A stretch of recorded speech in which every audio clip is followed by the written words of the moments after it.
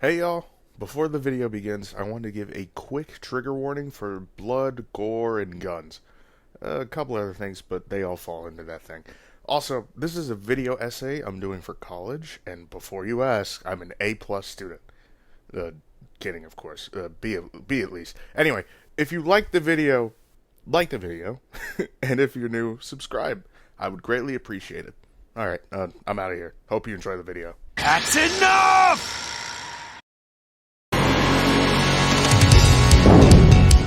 Chris Redfield,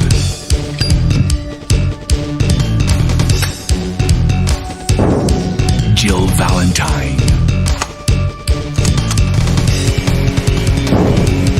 Barry Burton,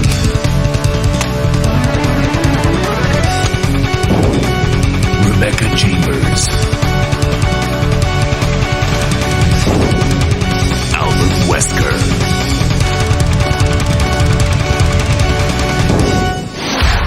Resident Evil. That was awesome. Resident Evil is a series that is very near to my heart. I've played every numbered title except for Code Veronica and Resident Evil 8. Here's a tier list if you don't think I haven't. I haven't finished RE7 because it's scary, okay? Anyway, other than that, Resident Evil has been a massive connection in my life that I've had since I was in, elementary school? The original Resident Evil was released in 1996 and took the gaming world by storm. This was the first game to be called a survival horror and would be the fuel to ignite an entirely new genre. Survival horrors, as you can guess, are survival games with horror elements, in which you are put in a situation, scenario, or location, underarmed and under duress. Resident Evil situation was being stuck in an abandoned manor with zombies all over. With the characters you play, you had a small inventory space and basically had to juggle multiple objectives at once, such as keeping ammunition to fight against the zombies, keeping medicine for when you were attacked, and holding items that would solve puzzles and open new areas throughout the game. Resource management was key, and if you wasted your items without thinking about the future, it would come back to bite you very quickly. The novel nature of this story and the gameplay loop is what caused this game to blow up, selling over 4 million copies worldwide in only a year. Of course, due to the fame the first game got, all eyes were on Capcom to see if lightning could strike twice.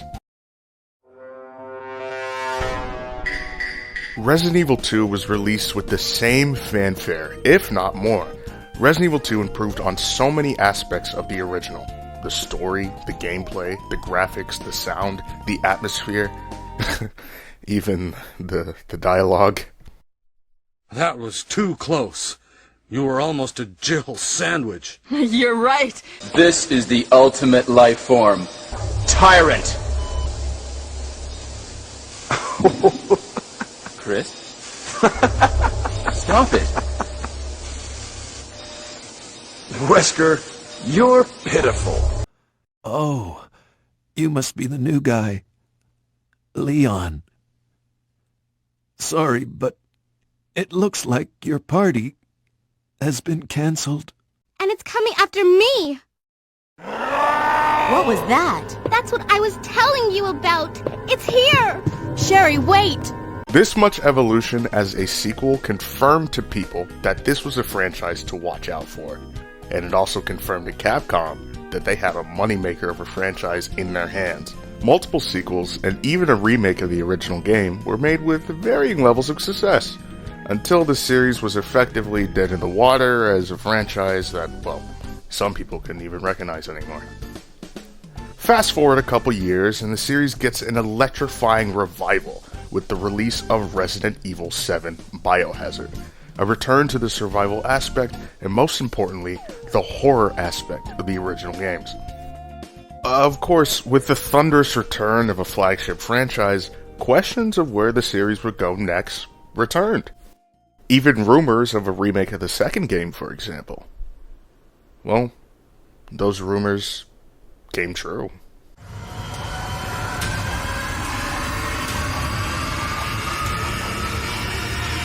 It's coming. It's coming back!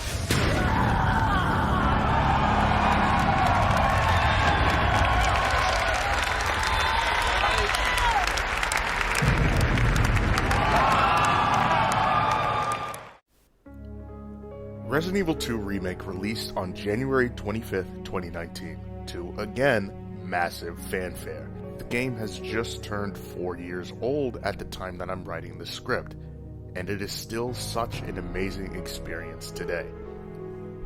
I remember pre-ordering this game 2 days before its release, and playing it the moment it came out at midnight, even though it was a school night.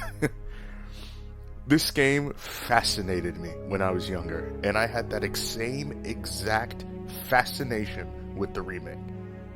I want to bring up the best parts of this game and explain why they work so well. And don't worry, I'll talk about anything I dislike as well. Also, I wanted to preface that this video will technically be spoiler-free, however, I will be going over spoilers at a later point in the video. If you want to skip through that, that's fine, there'll be timestamps in the description. Either way, even if you do watch the spoilers section, I don't think spoilers will really ruin your experience with the game, but everyone's different, so make that choice on your own. This is both a retrospective and a review, hence the title, and that's mostly just because of the game's age and me looking back on the game now. But in any case, that's just explanation for the title. Get ready, clock in, and let's peep the horror.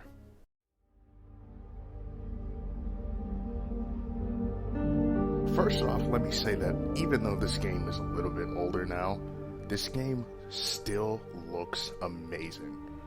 I'm not really one to talk about graphics often in games that I play, as it's something that I don't really care about.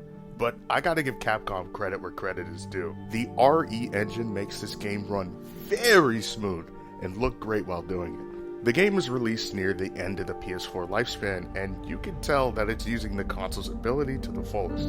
The game just looks damn good, and the looks of this game really help with its immersion. Walking through the Raccoon City Police Department on release day felt, for lack of a better term, hauntingly beautiful. I mean, the game just looks pretty, and being able to look around at every small, minute detail throughout the game whenever I wanted was an amazing feeling. You know, being able to experience the main hall in perfect 3D, it made me feel like I was a kid again. For reference, the original Resident Evil 2 uses pre-rendered backgrounds for the scenery of the game, which, for the uninitiated, are basically screenshots of 3D models.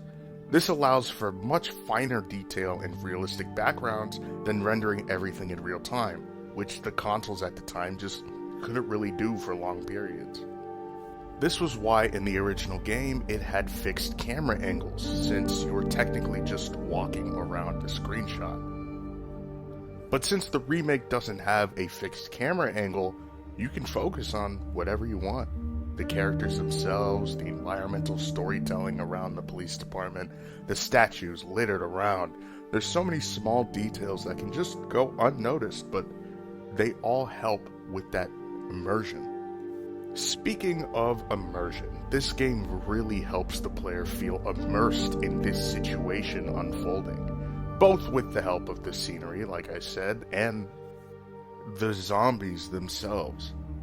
Running through this slowly dying police department and all the other areas that we visit throughout the game, it really made me feel that I was in the epicenter of a real zombie outbreak.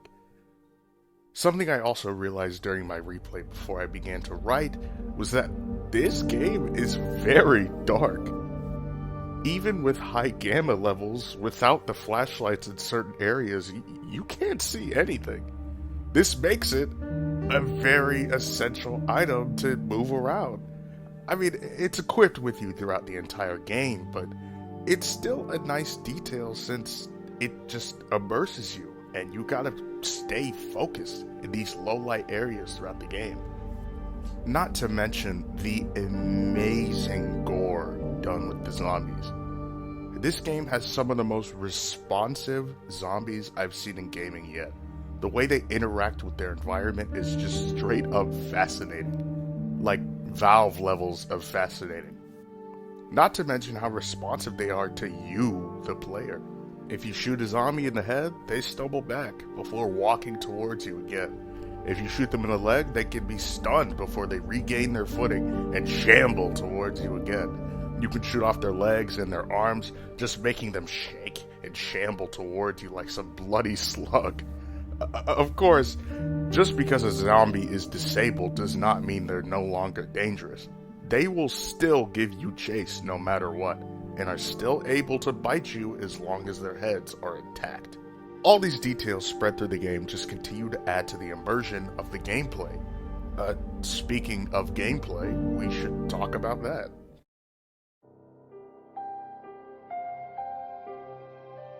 The gameplay has had a massive revamp in the remake, with the over-the-shoulder camera a la Resident Evil 4, you're right in the action. First off, movement in this game is very responsive.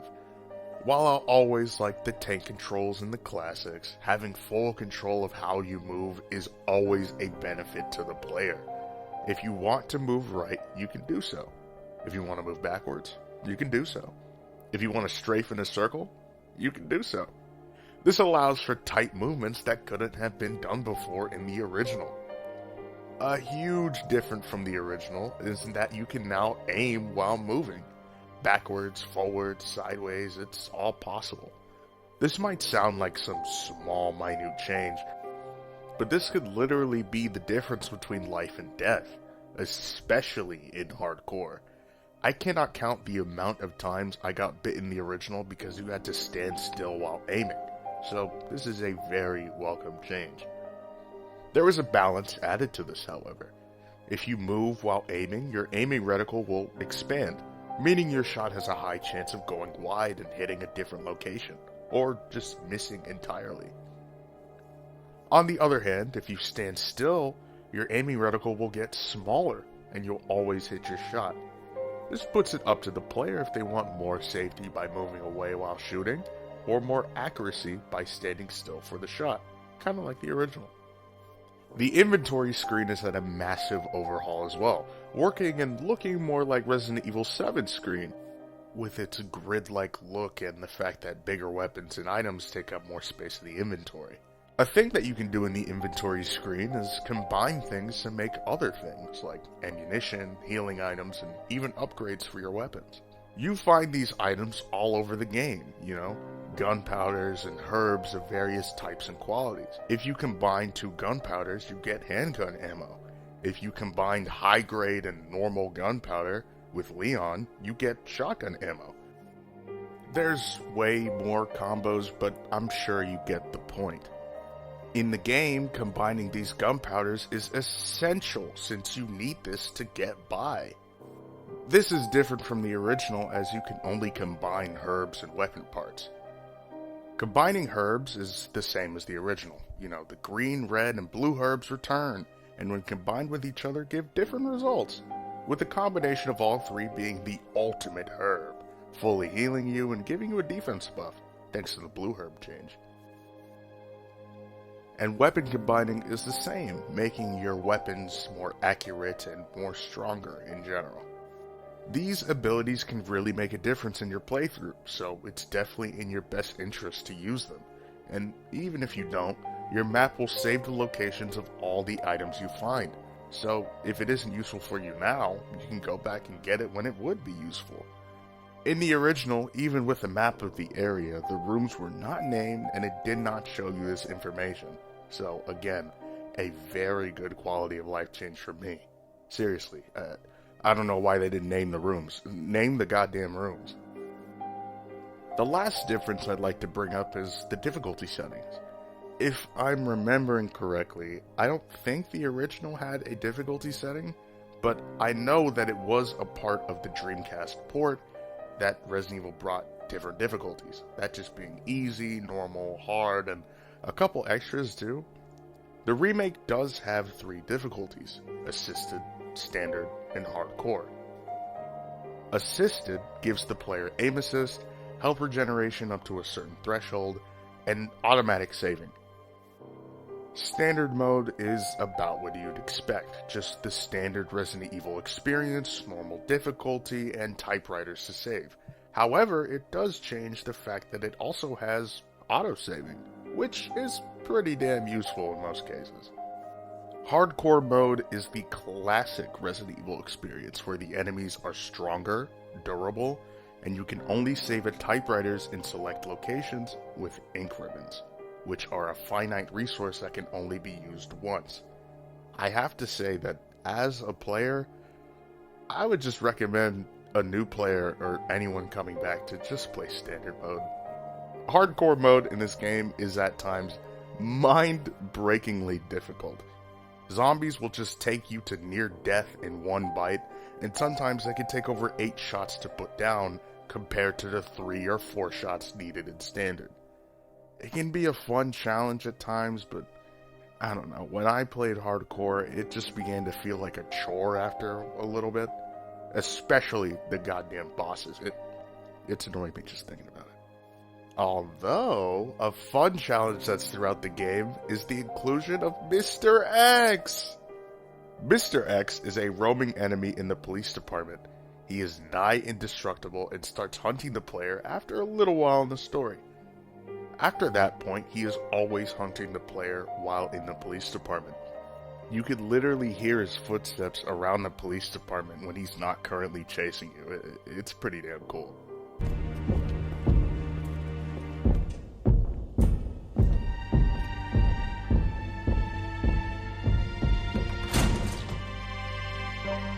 Mr. X was in the original game, however he was only in the B scenario at certain points chasing you. The game puts him front and center, chasing after the player as a constant danger. Having to juggle story progression, puzzle solving, zombies, and Mr. X is an experience that can feel quite scary. Mr. X is quite the character, who can lead to very funny moments from people running away. Are you... Look how this stomps! Ow! He gonna be mad I flew that hat off. My boy shook that up like it was nothing! And while he is a constant danger, the fact that he has been so perfectly replicated in the remake is awesome. Unlike a certain game that ruined their villain.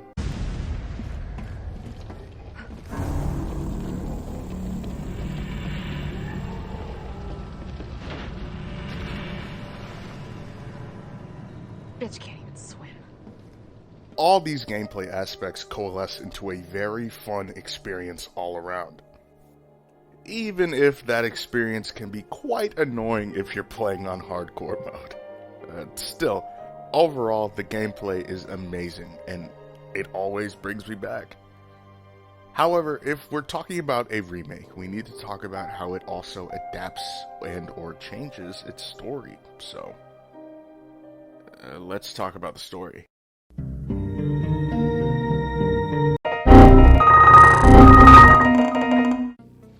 Hey, so editing hat here. We ran into a little bit of an issue while editing. Almost the entirety of the video corrupted. There was a software update while I was saving, and it ruined the video. I was originally gonna re-record and get all the clips again for this part, but I kind of decided it was very wordy, and a lot of people have already talked about the story before me, so I think I'm just gonna drop it. I'm not gonna explain the story, so I guess no spoilers at all, whatever, but I will talk about what I don't like about the story, and it's not really the story itself, it's just, it's a basic zombie film, or zombie, action, yada yada yada. What I more so don't like is the structure of it, that being the, A run and B run. In the original game, A and B scenario were two different things. Each character had an A and B scenario, and it would basically switch where you started and who you fought, the areas you went to, the people you met, yada yada yada. Now, playing each scenario was fun because, they were different experiences. Sure, you were still in the same amount of areas, but you were going to different areas in the same place. It felt like an interesting bit of cohesion in the game to be able to separate from the other character and then reconnect, talk about what's happening, and then separate again. I don't know, I like that novelty. It was a cool feature, and the way the story progressed was differently in the scenarios based on how you went through it. But in this game, the scenarios aren't really scenarios. In fact, it reminds me more of Resident Evil 1, because in Resident Evil 1, the scenarios were just different characters. You went through the same places, really. There were a couple differences, like certain items you brought with you, but it was effectively the same game. This, again, is effectively the same thing. You know, no matter if you play Leon or Claire, you're going to play through the same exact areas, you're going to do the same exact puzzles. Of course, the second run, you know, there's remixed puzzles, but you're still going to similar places and getting similar things and doing similar things. It's just, it feels like the same experience. And my problem is that a scenario shouldn't feel the same. It shouldn't feel like you're doing the exact same thing no matter what. And that's what the scenarios in this game feel like, and that's what bothers me so much about it. I know second run was added very, very late in development, like 6 months before release or something like that, but I feel like if Capcom really wanted to do second run, they should have just had it from the start. That should have just been something that they were planning on already. It shouldn't have been something they said, oh, we should just tack this on, this is a good idea. No, it doesn't work like that. I don't know. I mean, the second one is cool. It's like, it's alright that you get to play as the other character, but it makes no sense continuity wise. You fight the same bosses, you go the same areas with only like one difference in beginning, middle, and end. It just, I don't know, it feels annoying, and I wish it was better. That's literally all I could say about it. That was the whole section. The original section was that I just wished how it told that story was better.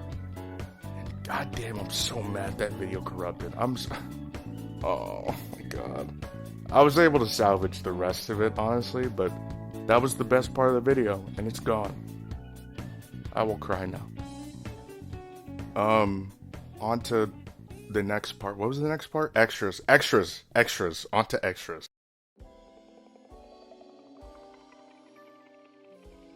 There's a lot of extras when it comes to Resident Evil 2, like costumes, for example.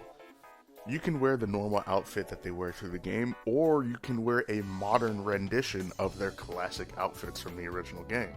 You can also wear a bunch of weird DLC stuff that dropped when the game dropped, like the noir outfits for Claire and Leon. You know, make them look like detectives. Stupid. A military outfit for Claire, which is so dumb, but I cannot stop using it whenever I play her. It's so weird. You can use an Elsa Walker costume, which is also a really cool nod, because that is from the original, Alpha of Resident Evil 2. Claire was not the main character, it was Elsa Walker, but, you know, they changed that. But hey, at least she still survives. Biker, love that. You can also download literal blocky versions of their 98 outfits. It's so stupid, but I love it. I adore it. I love it. It's cool. There's also unlockables you get for beating the game at certain times or getting certain objectives. These unlockable items are infinite weapons that can literally be used infinitely. You can just reload and reload them. They're super fun. You know, the Samurai Edge, that's from Resident Evil 1, I'm pretty sure. Infinite combat knife, you can knife to your heart's content. A submachine gun, infinite. Rocket launcher, infinite. That one is very fun to use. And a minigun. That is very fun to use. But that is not all when it comes to extras. There's more, like modes, for example. A mode returning from the original is the Fourth Survivor, which is a mode that you unlock by completing both runs. That means Claire and Leon. In this mode, you play as the Grim Reaper, aka... This is Hunk from Alpha Team. Man, I thought you were all wiped out. I've been trying I'm at point K-12. Need info on my extraction. Guess Guess there's no keeping down the Grim Reaper, huh? My extraction point. Relax, Mr. Reaper. I'm headed toward the front gate of our base. Pick you up there. Got it. Honk is the last surviving Umbrella agent in his troop, holding onto a sample of the G-Virus and heading for extraction before the entire city goes up in a fiery ball of flame. Honk lives up to both of his names, as he is armed to the teeth and is a zombie killing machine. Even though he's heavily armed, it's usually in your best interest to just run, as the sewers, police department, everywhere is crawling with zombies, literally. The game mode is short and sweet, and with a finish time of maybe like 20-30 minutes for the average player, it's a neat mode that can be replayed to get better times out of the police department, and I love Honk. I'm sorry. I recommend playing it. It's pretty fun. But that's not all. Another mode that returns to the original is Tofu Survivor. The Tofu Survivor is a parody of the Fourth Survivor, in which you play as a literal block of tofu. Alpha, do you read? Man, I thought you were all wiped out. I've been trying to... Guess there's no keeping down the Grim Reaper, huh? You go through the same areas as Honk. It's literally the same mode. However, it's more of a challenge because Tofu is equipped with only combat knives and herbs. It's a very stupid twist on a challenge mode, however, it's pretty fun. The intro is right. Tofu's charisma truly knows no bounds. However, new to this mode is the extra tofu to play, such as cognac, we'll go cognac, equipped with a flamethrower and grenade launcher, uromochi, equipped with, count 'em, 36 grenades, Anin Tofu, who has a pistol and a revolver, and even Flan, Flan is equipped with a minigun and rocket launch. It's a very strange mode, but I still recommend it again. It's a fun challenge, even if it can be a little bit repetitive. But hey, the whole game wants you to replay it, right? So why not? Enjoy the challenge. But yeah, that's it for extra modes. I mean, they're simple, they're cool, stupid, but as extra modes come and go, I mean, it's a pretty great experience overall. So all in all, this game is... What? Sorry, what?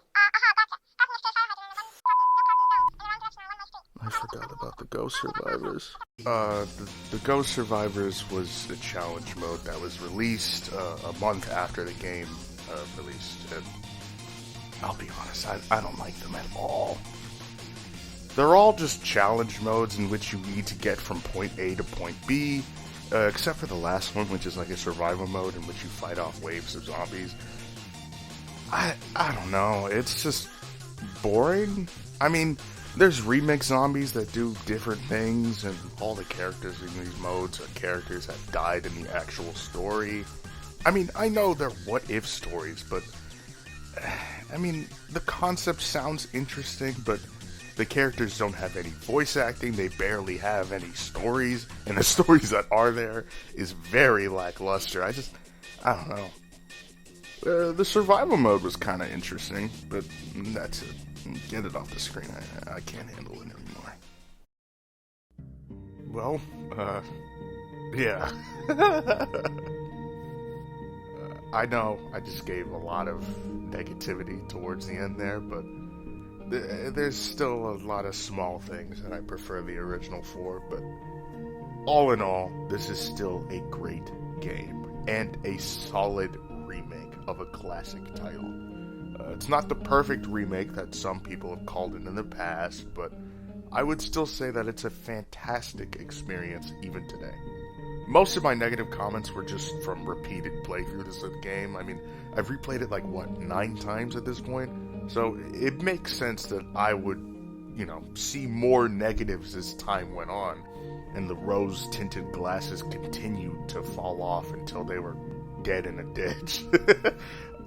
Still, objectively, this game is still amazing, and I honestly cannot recommend it enough if you're a fan of horror media, a gamer looking for a new type of game or challenge, or just someone getting into games in general. I mean, the game still looks amazing, it plays well, and is a great rendition of a classic horror story. It's not like this game is some like Stanley Kubrick masterpiece, but it's still a great story to me, and I feel like a lot more people should know about it if they don't already. And I mean, but let's be honest, it has zombies. I feel like even the most stale of zombie media is still interesting because it has zombies. I mean, am I crazy for that? Am I crazy for saying that? Anyway, I'll reiterate. This game is amazing. If I had to give the game a rating overall, I'd probably say like 9 out of 10. Probably more precisely like 8.5, 8.7. But I mean, other than the faults with continuity, difficulty annoyances, repetitiveness, the annoyance of the DLC they added after, it's still an experience that I would suggest everyone plays or replays to experience again. Honestly, I could talk about this game for hours and why I love this game or this series so much, but this should probably be a good stopping point. Resident Evil 2 Remake is amazing, and I love it, and I think more people should know about it, or should play it, or play it again. Anyway, thank you for watching. This was my first time doing a video like this, so if you liked it, please tell me in the comments to do more, and any recommendations for games I should play, review, or fighting game media I should play a review. Don't worry, this is still a fighting game channel at its heart. Like the video if you liked it, and if you didn't, you can dislike it. You have full autonomy over that decision. More videos are coming out soon, especially with Street Fighter 6 on the horizon. You can bet your sweet I'm gonna play that. Anyway, this has been your man, Hat Cola. Peace, love, and please have a damn good one.